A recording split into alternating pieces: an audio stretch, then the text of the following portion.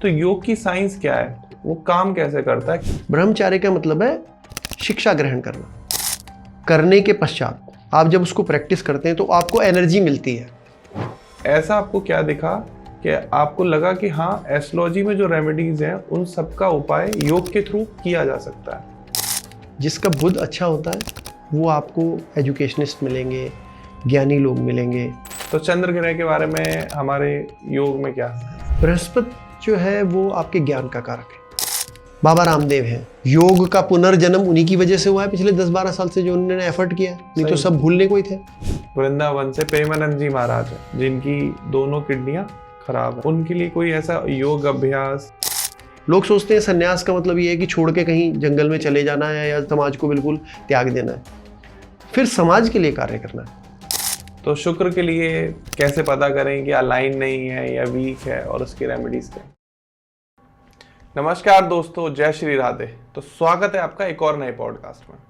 तो आज के पॉडकास्ट में हम लोग एक खास बात विषय पर डिस्कस करने वाले हैं, और हो सकता है कि आज जो आप इस पॉडकास्ट में सुनेंगे, देखेंगे, और आपको जो नॉलेज गेन होगी वो यूट्यूब पर, फेसबुक पर, इंस्टाग्राम पर या किसी भी सोशल मीडिया हैंडल्स पर अभी तक अवेलेबल नहीं है। अकॉर्डिंग टू मी, आप भी बता सकते हैं कि मैं कितना सही इसमें बोल पा रहा हूँ। तो आज के पॉडकास्ट में हम डिस्कस करने वाले हैं एस्ट्रोलॉजी, अध्यात्म और योग, तीन पॉइंट्स को अलग अलग विषय में अलग अलग तरीके से, कि अध्यात्म का एस्ट्रोलॉजी में क्या योगदान है, किस तरीके से वो आपस में रिलेट करते हैं, और योग और एस्ट्रोलॉजी का आपस में क्या कनेक्शन है। क्योंकि कहीं ना कहीं ये सब चीज़ें जो है साइंस से रिलेटेड है, हमारी हेल्थ से रिलेटेड है, हमारी बॉडी से रिलेटेड है, हमारी दिनचर्या से रिलेटेड है। एंड ये सब चीज़ें हम डेली बेसिस पर प्रैक्टिस करते हैं कि रोज़ सुबह उठना है, पूजा करनी है। कुछ लोगों का एस्ट्रोलॉजी में बहुत बिलीव होता है, किसी का अध्यात्म में बहुत रुझान होता है, कोई फिटनेस को लेके योग की तरफ बहुत ज़्यादा अग्रसर रहता है कि मुझे योग करना है, फिट रहना है। लेकिन इन तीनों का आपस में क्या कनेक्शन है, आज हम इस पॉडकास्ट में जानेंगे। हमारे साथ आज हमारे स्टूडियो में मौजूद हैं स्वामी सत्यबोध देव जी। सर नमस्कार, राधे राधे। नमस्कार, स्वागत है आपका। धन्यवाद। तो सबसे पहले तो हम शुरुआत यहाँ से करते हैं कि एक आप आध्यात्मिक गुरु हैं, आपने लोगों को बहुत सारी नई चीज़ें बताई हैं जी। कि किस तरीके से आप अध्यात्म के रास्ते पर चलकर उस मेंटल पीस को पा सकते हो जिसके लिए आज के टाइम में लोग परेशान हैं। जी। आपने भी देखा होगा दोस्तों कि स्ट्रेस, एंजाइटी, डिप्रेशन हमारी लाइफ में कितना ज़्यादा बढ़ता जा रहा है। आए दिन आपने देखा कि लोग सुसाइड कर रहे हैं। अभी हमारा सर एक मेरठ में केस आया जहाँ ह्यूमैनिटी बिल्कुल जीरो देखने को मिली हमें, कि एक इंसान इस स्तर पर गिर गया कि वो किसी को भी आज के टाइम में काट फाड़ के फेंक रहे हैं लोग। जी जी। तो हम उन सब का समाधान ढूंढेंगे, और सबसे पहले हम जानेंगे कि जो हमारी छोटी छोटी बेसिक समस्याएं हैं उनका समाधान क्या है, थ्रू योग, थ्रू अध्यात्म। क्योंकि आपने सर 2009 में ही ये, मैं आप सभी को दिखाना चाहूँगा, सर ने ये पुस्तक लिखी थी जिसमें 2009 में ही सर ने बता दिया था कि योग में उन सारी समस्याओं का समाधान है जो आप एज ए एस्ट्रोलॉजी ढूंढते हो। जो एस्ट्रोलॉजी में जो रेमेडीज दे रखी हैं वो आप योग के थ्रू भी सारी कवर कर सकते हो। तो सत्यगुरु जी, सबसे पहला सवाल तो यही है कि लोगों को आप ये समझाएं कि अध्यात्म क्या है। देखिए, आपने इतना सुंदर प्रश्न किया है, मैं इसका छोटा उत्तर तो हो नहीं सकता। इसका एक, आपने विश्व का सबसे बड़ा ज्ञान की पुस्तक खोलने का प्रयास किया है।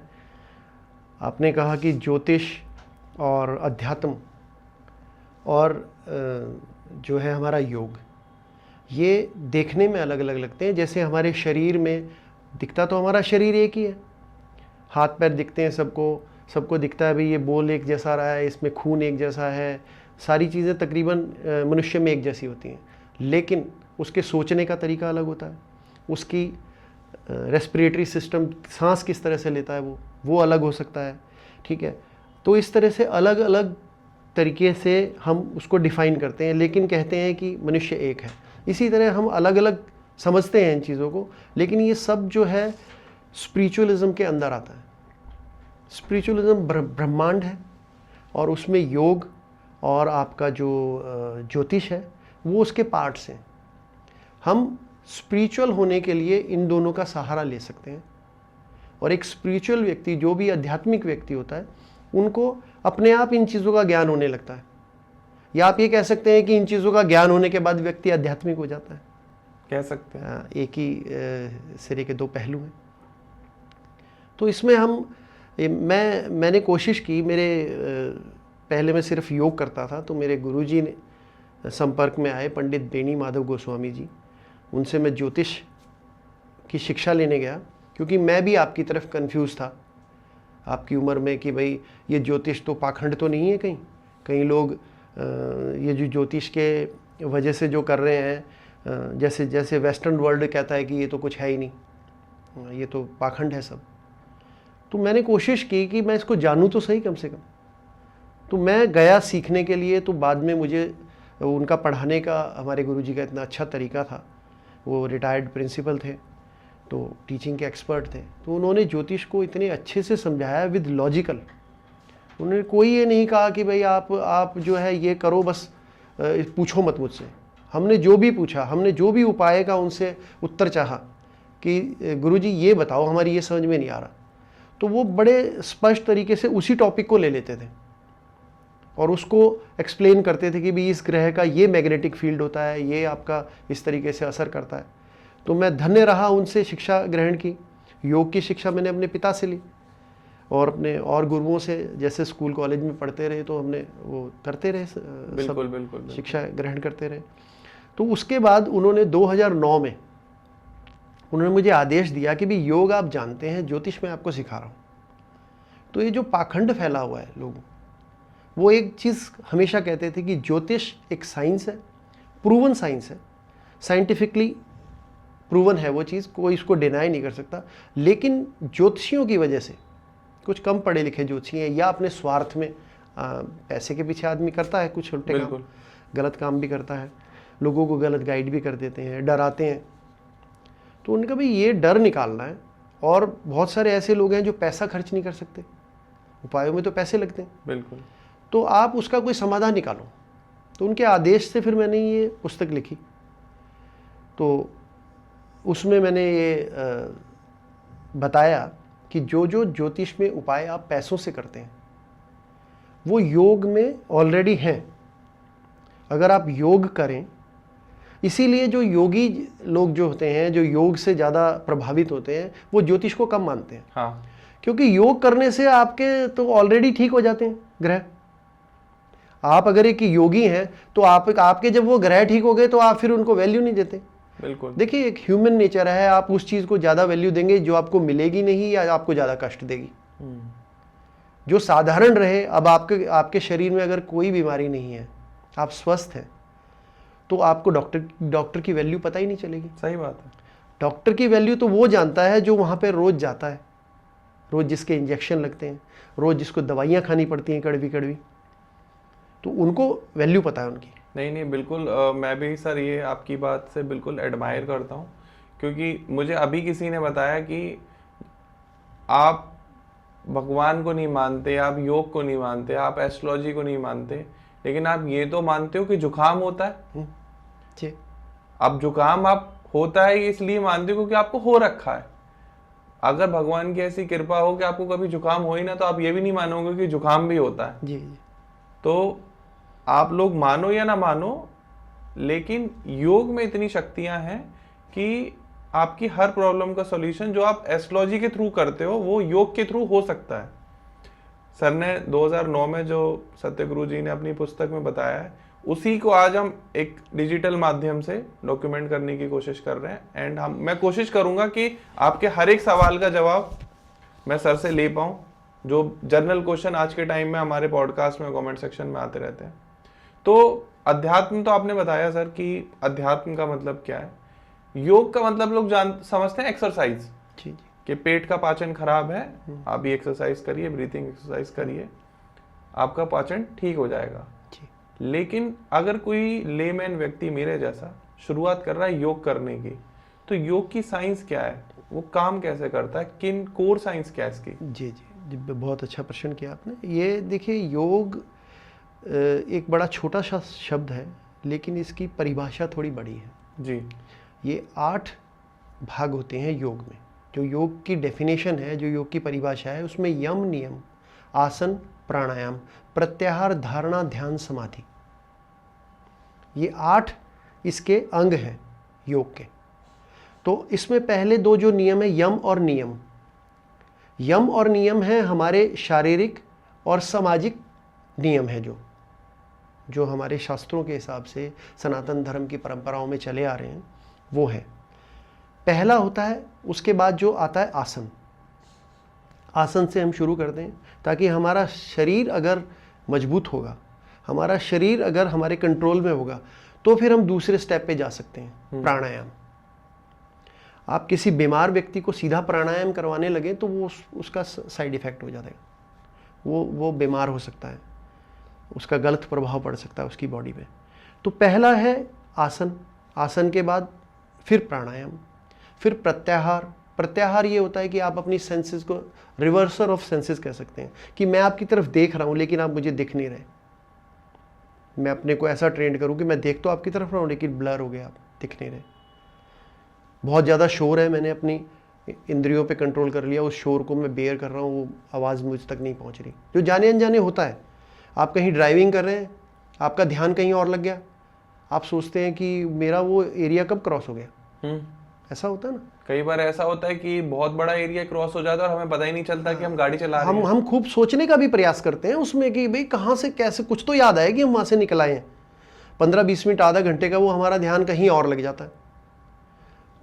तो वो जानबूझ के करना, वो कला आ जाना हमें कि बहुत शोर में, बहुत रोशनी में हम उस तपस्या से, योग अभ्यास से, वो आसन और प्राणायाम के बाद हमें वो शक्तियाँ प्राप्त हो जाती हैं कि हम वो कर सकते हैं।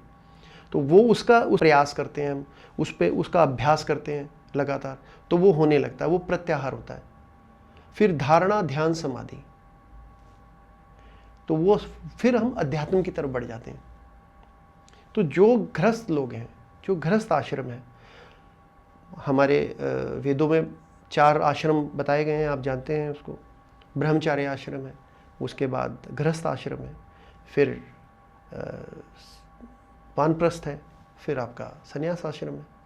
तो उसके आधार पे ही योग है कि आप पहले ब्रह्मचार्य का मतलब लोग सोचते हैं कि सेलिबेसी।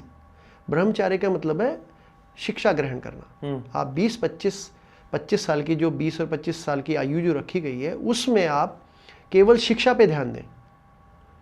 आप गृहस्थ वाला कोई कार्य ना करें, आप केवल शिक्षा पे ध्यान दें। पहले तो गुरुकुलों में भेजते थे, घर के आसपास आपके होते नहीं थे।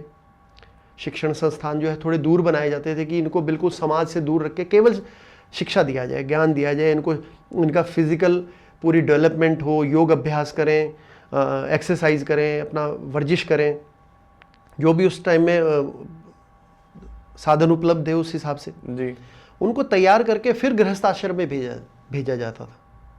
वो गृहस्थ आश्रम सबसे महान आश्रम भी बोला गया है, सबसे बड़ा आश्रम भी बोला गया है कि भाई इसके अंदर आप सिर्फ अपना ही जीवन का आनंद नहीं लेते, इसमें आपके पास जिम्मेवारियां भी हैं। अब जैसे हमारे देश का कॉन्स्टिट्यूशन है, किसी भी देश का होता है, उसके अंदर हमें अधिकार दिए गए हैं। तो आपसे मैं पूछूंगा या किसी से भी पूछूंगा तो अधिकार तो सबको पता है, सब कह देंगे जी आर्टिकल 12, 13, 14 से लेके और 28 तक हमारे अधिकार है। मुझे बोलने का अधिकार है, मुझे इसका अधिकार है, मुझे उसका अधिकार है, धार्मिक भावनाओं का अधिकार है मुझे। लेकिन अगर आप उसी पढ़े लिखे व्यक्ति से पूछेंगे कि आप ये बताएं कि इसमें जो है आपके ड्यूटीज कहाँ हैं,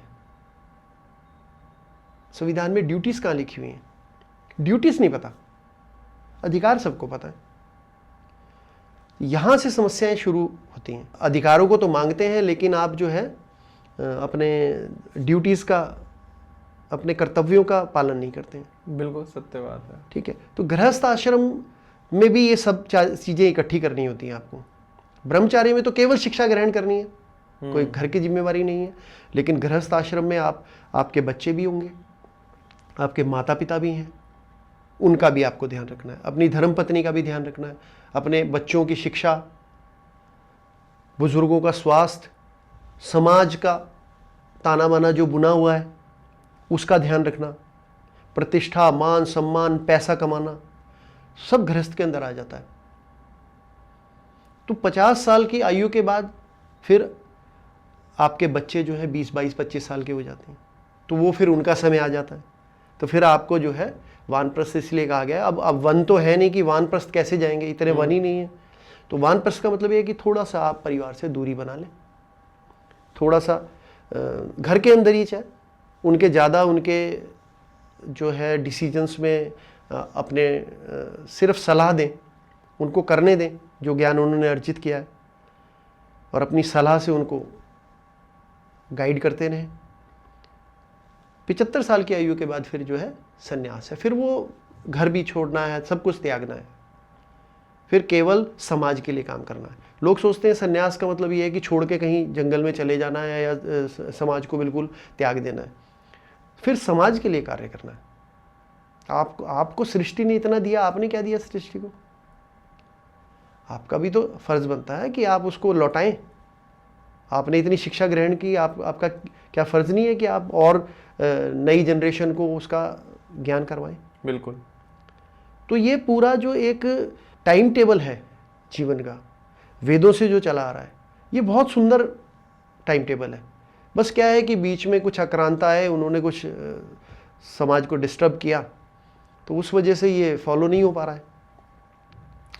लेकिन जितनी सरल तरीके से आपने बताया है और जिस वेग में आपने बताया, फ्लो में, कि ये इस तरीके से करना चाहिए, आप लोग शायद हाँ कहेंगे इस चीज़ को। मैं कई दिनों बाद थोड़ा मेरा मन और चित्त शांत हुआ कि अच्छा चलो ऐसे जीवन जीना है जी।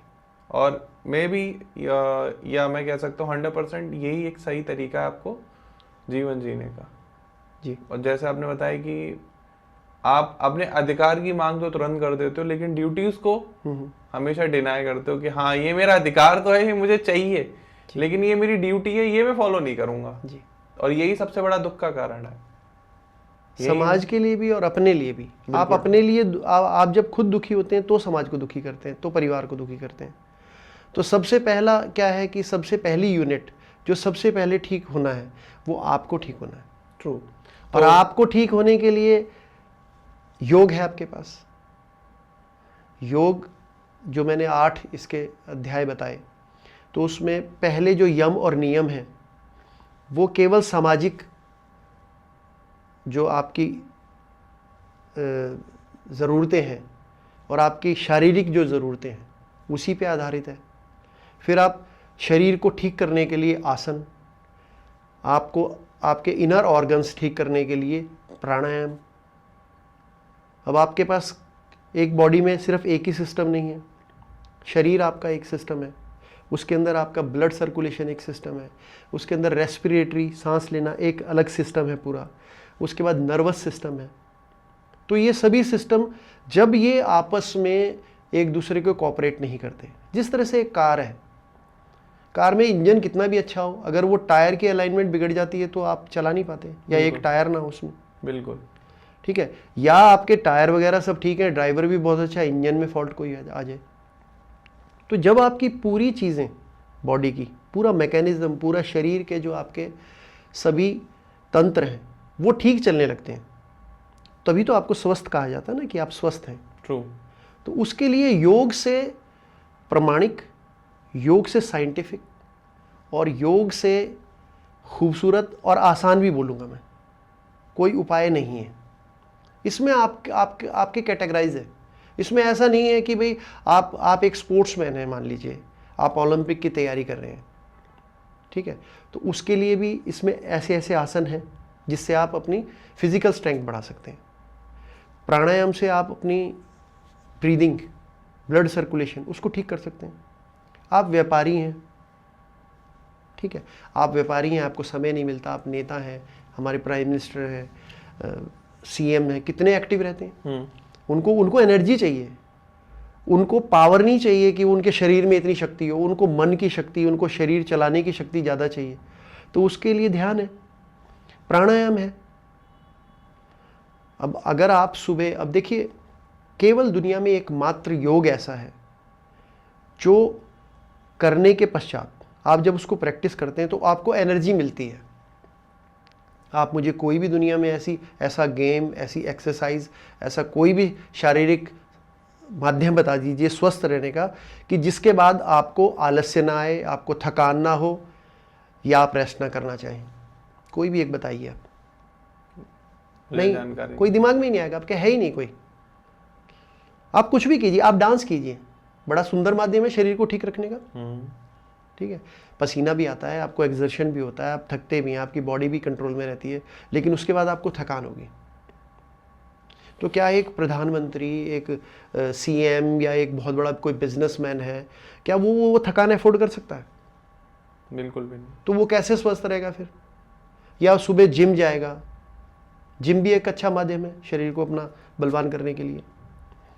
आप रनिंग कर सकते हैं, आप वॉकिंग करते हैं लंबी लंबी।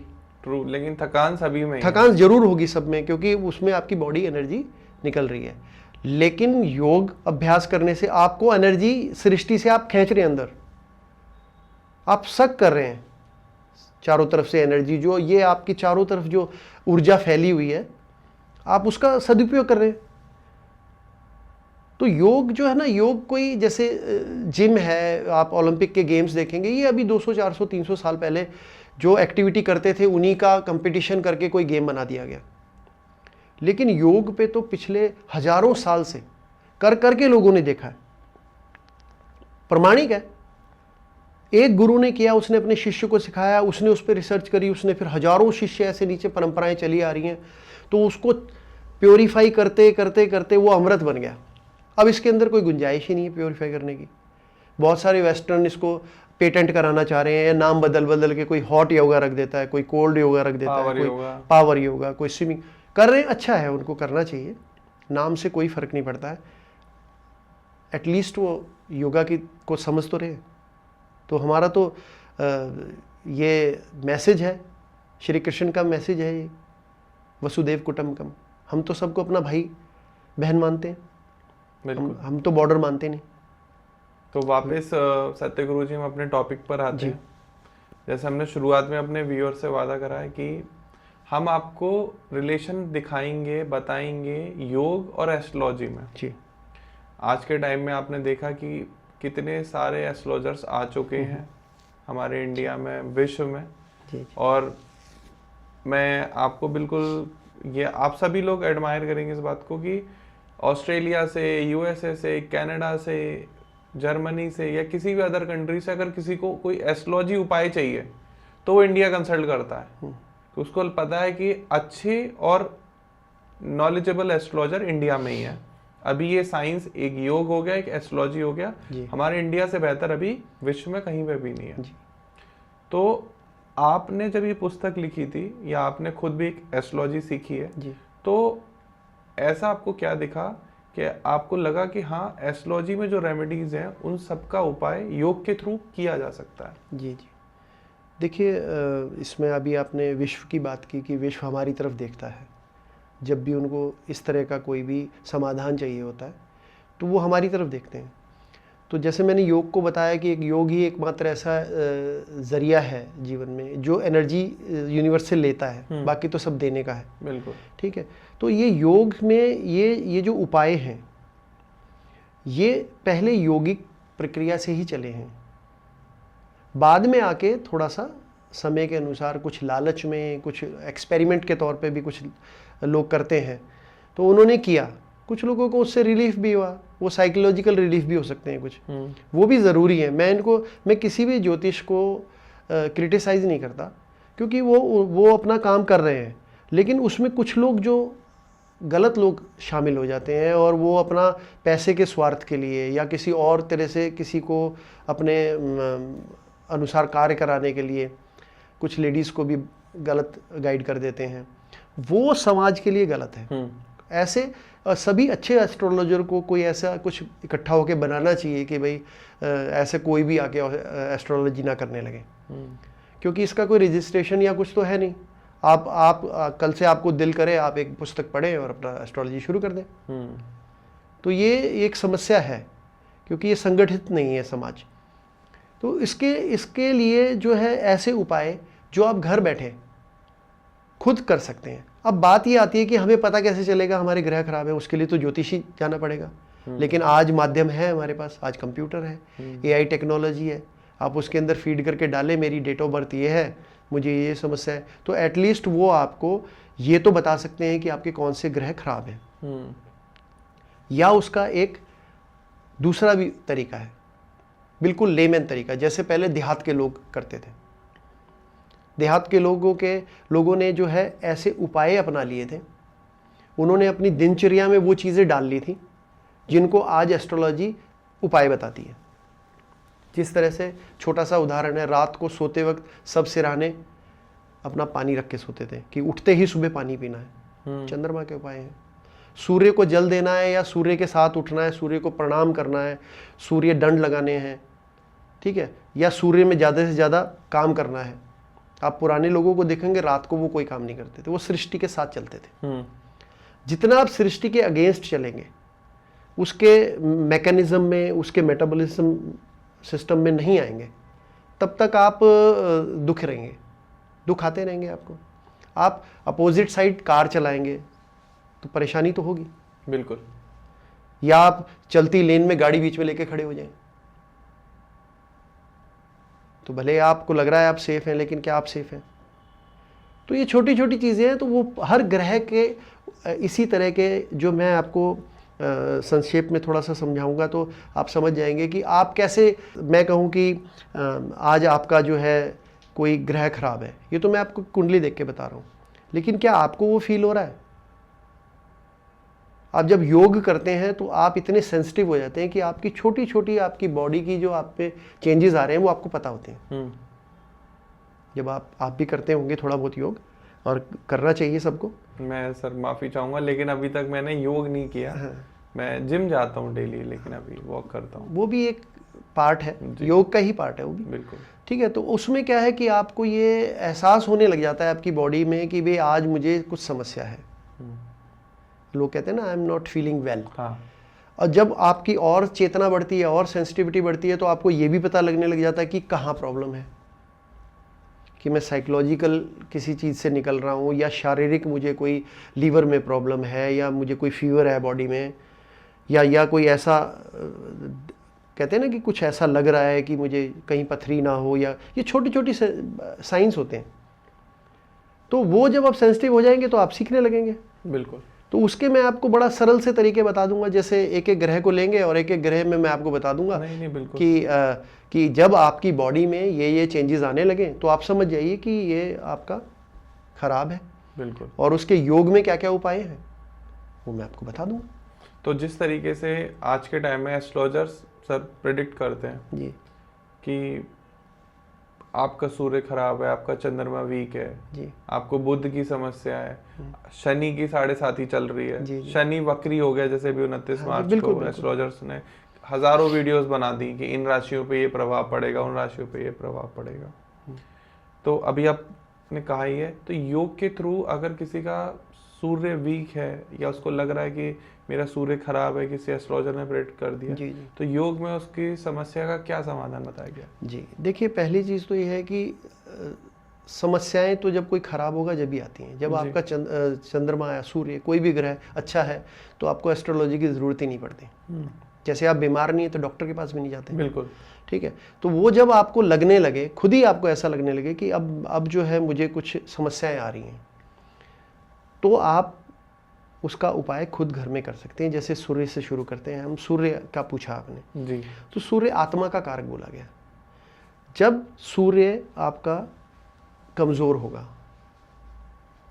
तो उसकी कमज़ोर का मतलब ये होता है कि हमारी बॉडी के अंदर जो है ना मैग्नेटिक फील्ड है, और जितने भी ग्रह हैं, पृथ्वी है, पृथ्वी का तो हमें समझ में आता है, हमें उसका फोर्स दिखता है कि वो हमें नीचे की तरफ खींचती है, उसका तो मैग्नेटिक फोर्स हमें नज़र आता है। सूर्य का भी हमें नज़र आता है क्योंकि वो हमें शरीर के ऊपर पड़ता है, धूप में खड़े होते हैं तो हमें दिखता है। चंद्रमा का नज़र नहीं आता और किसी ग्रह का नज़र नहीं आता।